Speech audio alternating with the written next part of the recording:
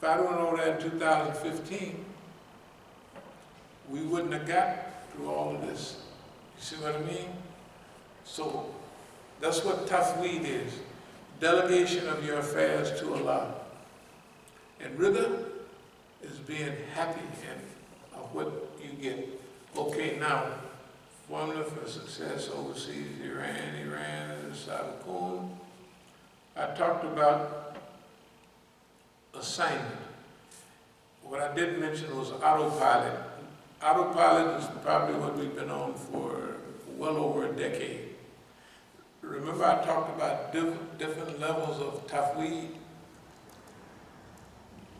First, the early stage was just normal tafweed. We trust in Allah. But by the second stage, we got a picture of what we up against, really up against. I mean, for real. And what were we up against? Same thing in D.C. Nobody calls on the phone. If we out there at the Eid and they say they're going to give us money, they ain't called yet, right? They haven't called yet, and I'm not calling them back. So that means none of the sinners, none of them, has any contact with us today. Now the question is, well, at least Masjid Muhammad is Negroes, what happened to them? How is it that somebody can be 100% cut off from all of these people, but they're always right? And the other ones, they ain't right. They ain't called one game. They ain't called one fight. They ain't right. They ain't called one horse. This is the horse, no, none. And we ain't missed a one. Everything that happened, we hit it on the money. So that means we knew, this is not new. But there's a time, decades ago, when all of that stuff, and you look at it, you say, well, so what do? This is tafweed on a bigger level now. You say, I'm going to keep on rolling, but I'm turning this over to Allah. This is more conscious, real conscious tafweed here. The other is a semi-conscious tafweed. And then the last thing, the tafweed of today, is assignment. This is our assignment, that's all. Yeah, this is our assignment. We don't care about whatever they do, that's their business. Whatever everybody else do, that's their business. Whatever group people are part, that's their business. We turned everything over to Allah, and Allah watches everybody. And they don't know it. That's why, remember I led the ayats about atrafa, the best of the land will be encroaching you from all sides, you know, Right after that it says the people of past time, they made plans too. The Romans made plans, big plans. They didn't say we're going to fall and become a bunch of bums. The British didn't say the sun never set on the British Empire, it'll be here forever, 1,000 years. That was Churchill's speech in 42 or 3. If the British Empire said we'll fight them on the land, fight them in the air, we'll fight them from our colonies. If the British Empire lasts for 1,000 years, they will say, this was her finest hour. The movie said, what do they call it, last hour, greatest hour or something. But that's the speech. I heard it 100 times. This is the finest hour. 1,000 years, 5 years, 10 years after that, wasn't no more British Empire. Calculate the speed of decline of the U.S. Empire. See if you can. One thing about it, it won't be alone, right? I mean, in that book it says once an empire starts to decline, it happens real fast. Real fast. Mm-hmm. Even in the Bible, Babylon the Great has fallen. When, that's chapter 18. The whole chapter is discussing the fall of Babylon, the great empire. But it says it fell in one day. It don't mean one day. It says when it fall, all the kings and presidents, all the great traders, they was crestfallen about Babylon the Great. They describe the fall of an empire better than any book. Revelation 18 is wonderful. But once, you know, when we worked in the forest, and you made an undercut, you ever make an undercut on the tree? You cut like this, then you cut like that, so you cut a block out of it. Then you cut from behind, near that same place. You cut from behind, then you take a, what do you call it? You take a wedge, and you put it in there and you begin to beat it. And that wedge, although it's just a little bit here, that tree lifts up a little bit. And then pretty soon, the tree starts to fall. When it goes crack inside, when the spine of the tree breaks, it's all over. Right? Crack, you hear it. That's what's happened to America already. All right. So this is our assignment. We're only doing our assignment. Triangle of Terror, Atomic Sierra, non-territorial government,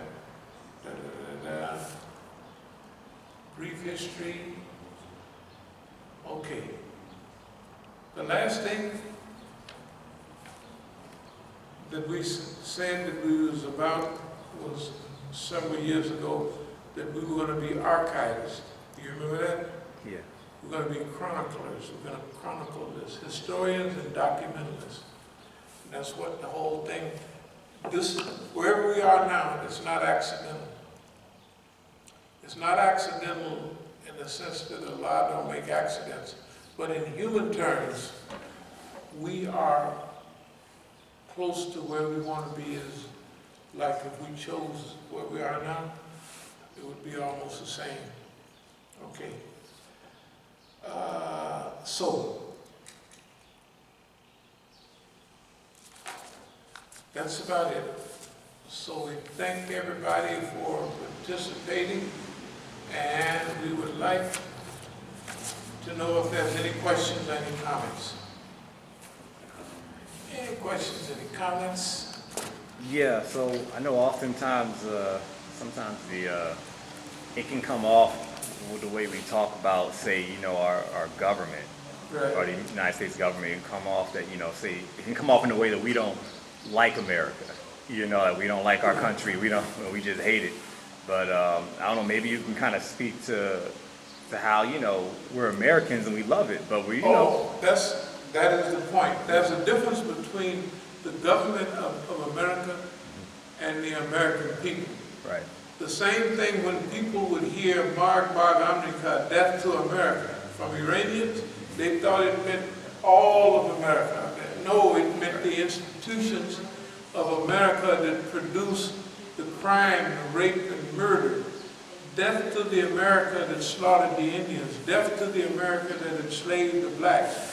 Death to the Americans that stole 55% of Mexico, drew a line down it and said, you can't come here anymore.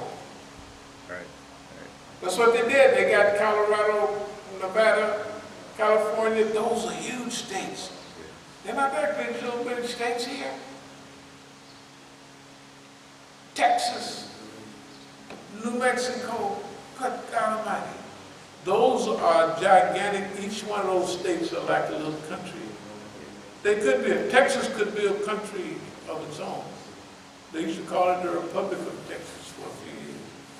It was big. You go from the swamps, the Louisiana border, all the way across to the deserts in El Paso and up in the Panhandle. and they stole all of that from Mexico. We're against that. Okay, technically our program is about love.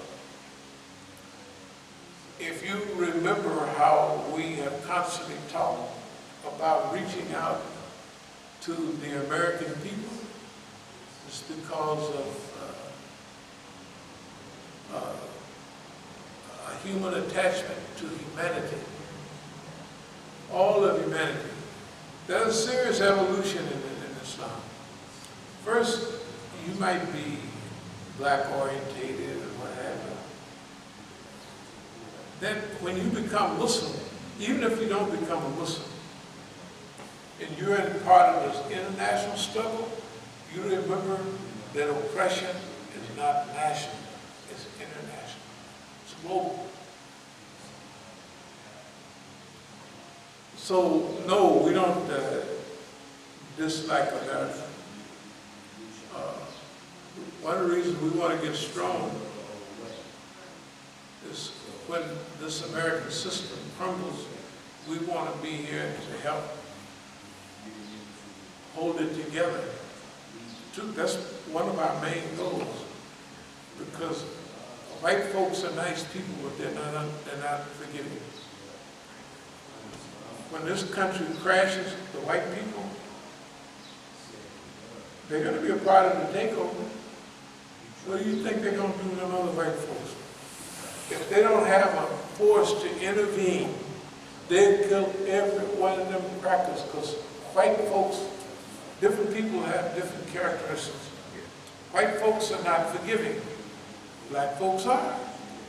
When Jomo Kenyatta took over Kenya, they loaded up the prisons with the Mau Maus all during the 50s. 61, he came in, he forgave them. Nelson Mandela forgave the South Africans. They had Truth and Reconciliation Committee. You ever heard of that? Yeah. All they had to do was say, yeah, I killed all them niggas, I cut off their body parts, I did this, I did that. We forgive you, because you did it. You think, wait, you ever hear when the government put a nigga in jail, he'll be there till he die, or he get a court date. They're not going to say, we forgive you. Tell me how many niggas in the penitentiary from the struggle of the 60s. That's 50 years ago.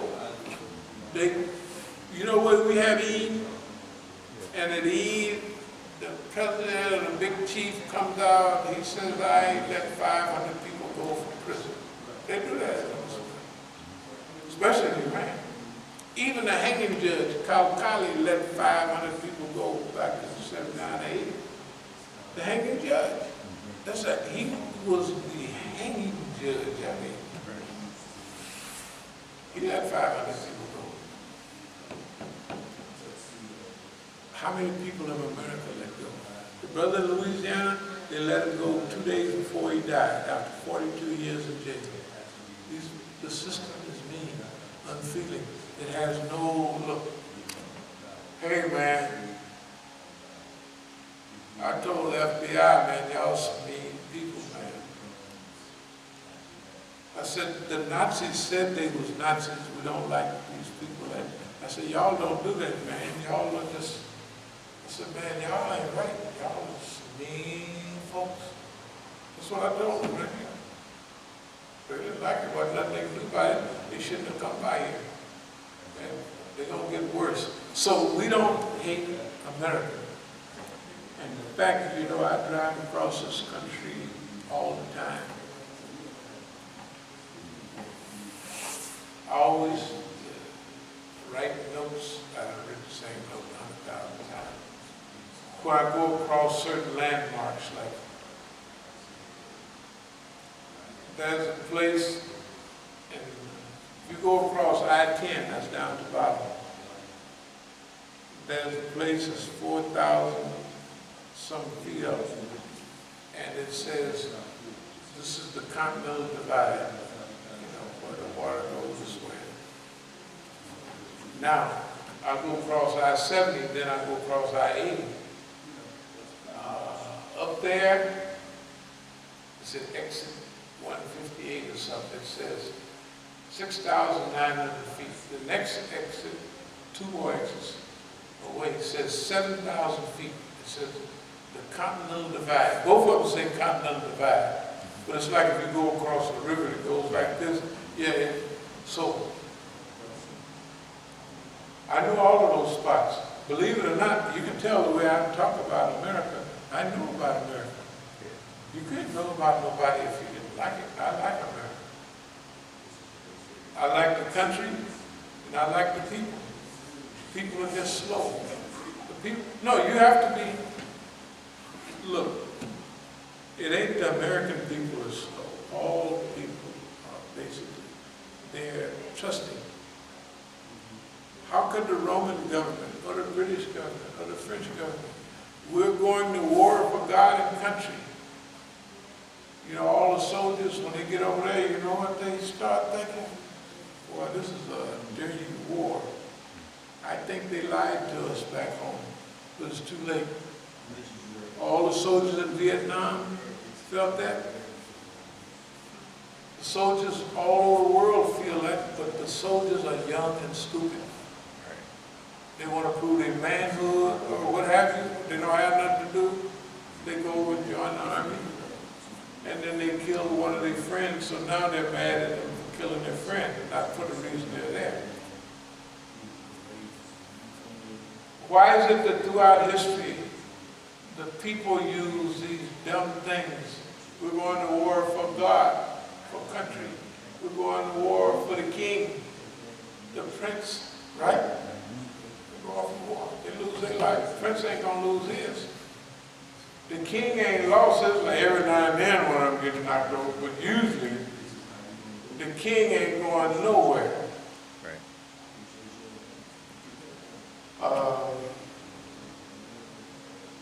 So humanity has to exist on a high level. That's what this word is about, elevating humanity. So the rich can't take advantage of it. That's what we're trying to do. With Allah's help, that's what we're going to do. Whether we do it or not, just doing the job is, just being here today, talking this, that's fine. We're going to try to do that. What we said, we're going to try to do all that. But it's still fine. If we walk out and trip over nails, bust our head, die, it's okay, we died. We died on our assignment. That's all it is, right? If somebody happens to not like what we are doing and call for a final solution, that's okay too. So, we love America. We love the American people. And we ain't got nothing good but good in store for all of them. Just between you and I, that might be, on our side, a lot of this stuff is happening because the system wants it to happen now. See, first they try to get rid of you. Then you may not know. They might have a scale to prove, does he really love us? Does he really? So let's bust him upside the head and see. Right? You don't know. Yeah. You don't, look, I'm trying to tell you, you don't know how silly these people can be. Pretty soon, they might say, the guy passed all the love tests. We give him 18 love tests and he passed them. You don't know, I'm telling you. Right, right. All you do is you try to do good, I'm telling you. That's the secret. You do good, bump all the rest. But you don't know. They might say, if we can help engineer him in a position, if the white folks try to kill us at a certain time, he'll try to rescue us.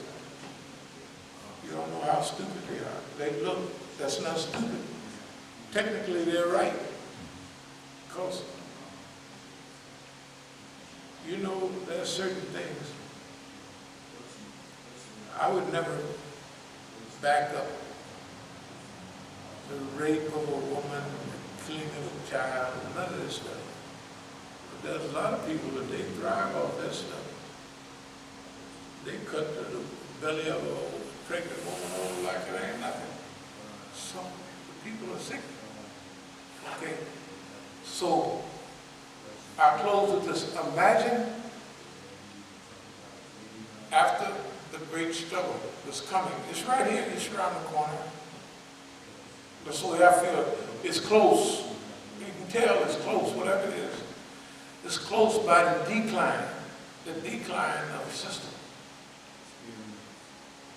So, our assignment is we're preparing ourselves for that assignment. If it's like other revolutions, where you fight and you kill the people, there's a lot of killing. I would rather, the less killing the best. You know why?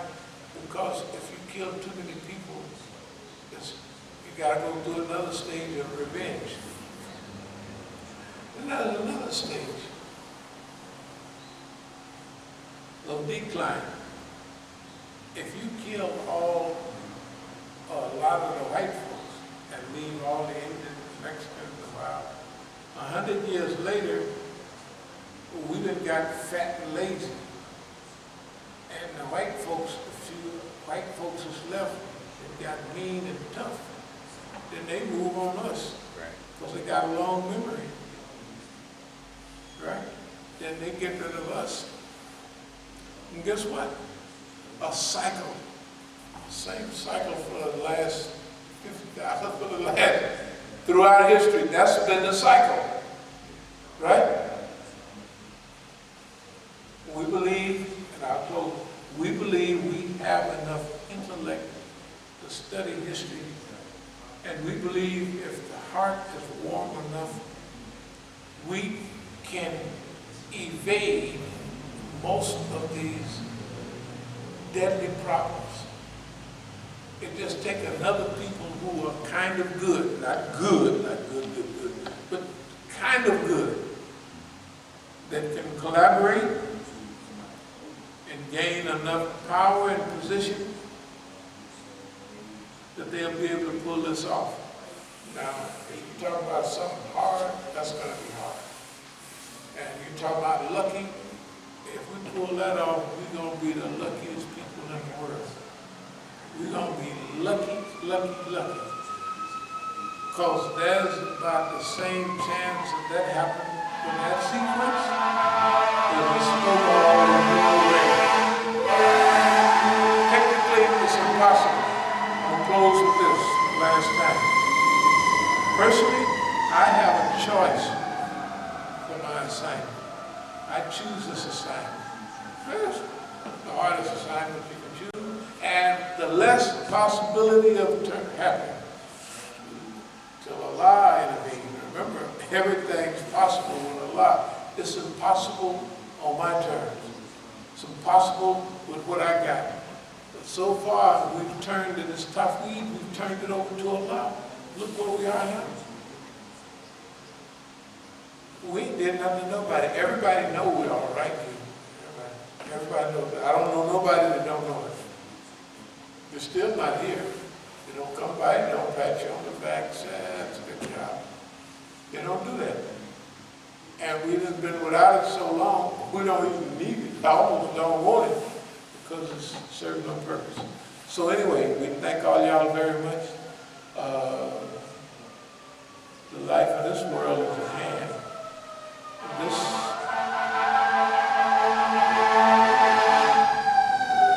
transition, not a revolution. This transition is close. Thank you very much. As-Sabiqun wa rahmatullahi wa barakatuh. Okay.